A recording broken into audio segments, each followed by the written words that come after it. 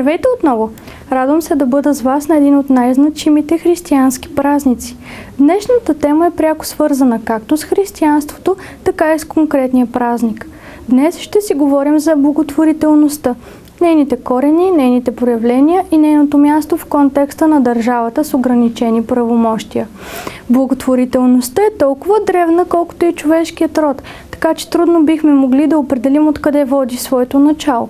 Но факт е, че човек е помагал на човека в нужда от началото на историята и то без излишната и принудителна намеса на държавата.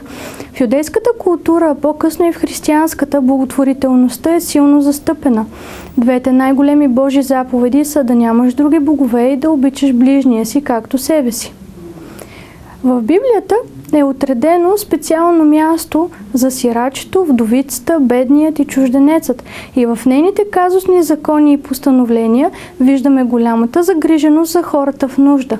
Например, в Стария завет Бог заповядва на юдеите, когато обработват нивите си и събират класовете на снопове, да не вдигат падналите класове от земята, нито да берат всички плодове от дърветата.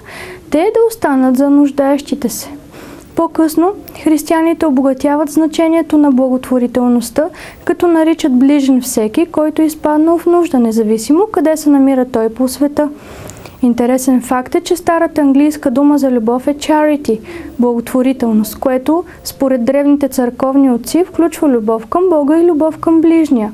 В Евангелие от Матей 25 глава пише, че който помага на нуждаещите се, всъщност дава на Бога.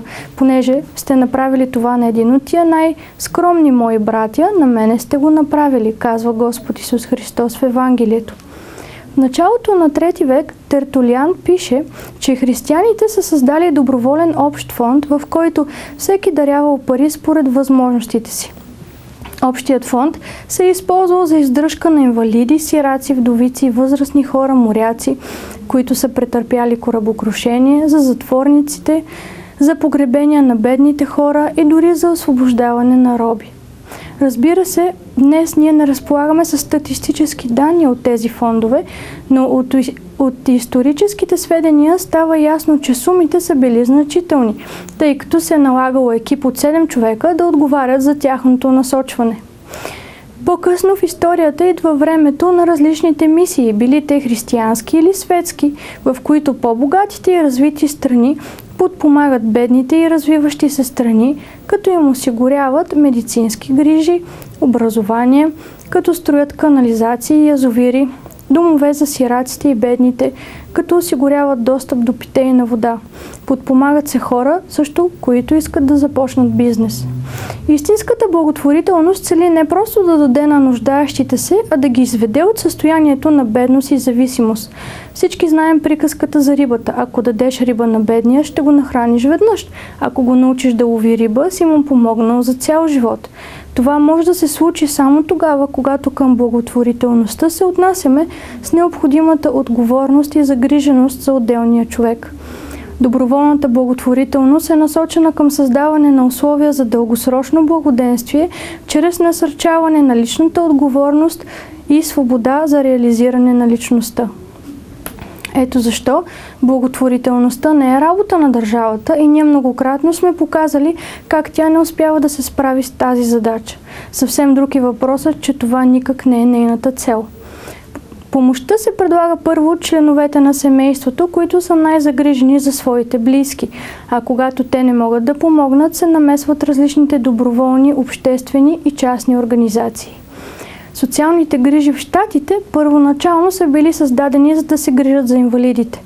Малко по-късно гражданите започват да се облагат с по-високи данъци и социалните грижи започват да се грижат и за бедните.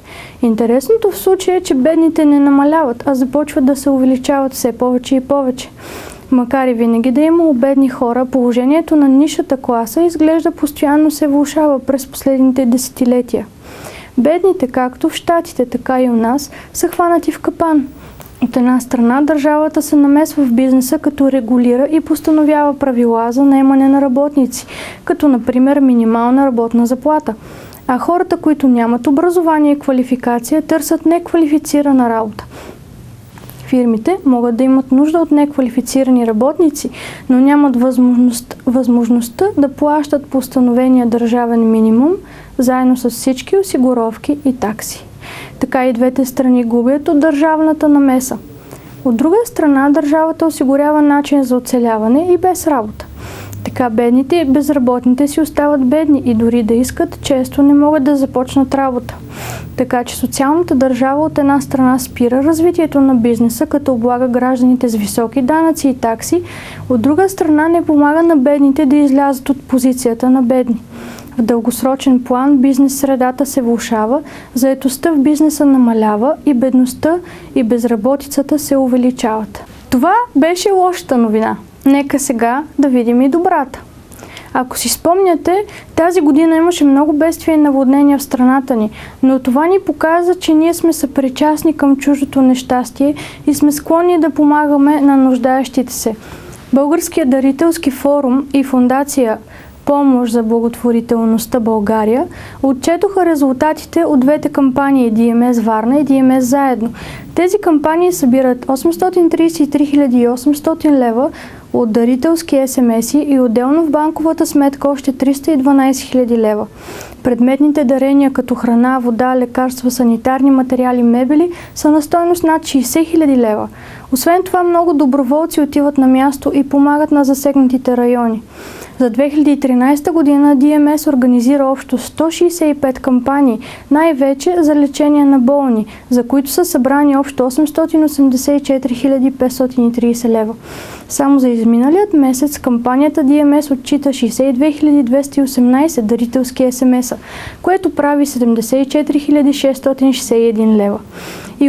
И това са данни само от една благотворителна организация, само за един месец. Общата дарена сума от компании, еднолични търговци, физически лица и фондации през 2013 година е 105 565 лева. През 2012 година протестантският пастор Христо Благинов печели от тото и дарява 207 000 лева за направата на приют за бездомни в близост до църквата, в която служи. Освен това, възнамерява да направи сграда за дечица в риск. В световен мащаб броят на хората, които са помогнали на непознат през 2013 година, се е увеличил с 226 милиона за година и 132 милиона души повече са били доброволци. Най-интересната новина от всички е, че нивото на благотворителността дори не зависи от богатството на страната. Миянмар, например, е една от най-бедните държави в Югоизточна Азия. Въпреки това, 85% от населението са дарили пари за кауза в рамките на един месец преди стартирането на проучването. Тя заема първо място в света по щедрост сред развиващите се страни и е на трето място в света по благотворителност след гигантите САЩ и Канада. Всички тези данни водят до един извод. Хората са склонни да помогнат и да бъдат съпричастни на чуждото нещастие, дори и в едни от най-бедните държави. Дори и у нас. Представете си и колко по-голяма съпричастност ще има тогава, когато държавата оттегли своята хватка върху бизнеса и остави хората да търгуват свободно помежду си и да натрупат благосъстояние.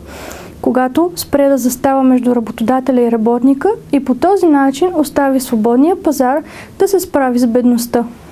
Освен това, растежът няма да е само в количествено отношение, но и в качествено. Ако сравним принудителната държавна благотворителност с непринудената такава, ще видим, че държавните социални грижи поробват хората и ги придържат към дъното на обществото, докато доброволната благотворителност цели да запази човешкото достоинство и да помогне на човека да поеме лична отговорност за собствения си живот в дългосрочен план.